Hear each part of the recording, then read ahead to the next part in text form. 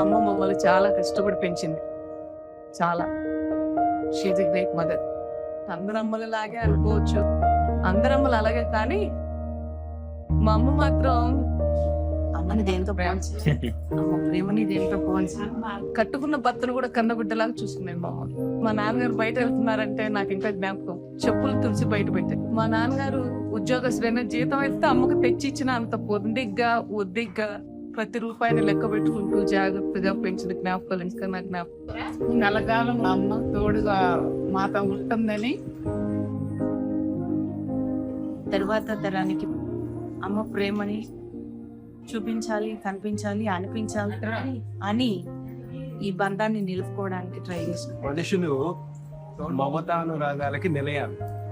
ఆ మమతానురాగాల్ని మనం కొన్ని ఉంచిపెట్టుకోవాలంటే మా కథని వాళ్ళు తెలుసుకోవాలి, మా మమతానుబంధాలు వాళ్ళు తెలుసుకోవాలి.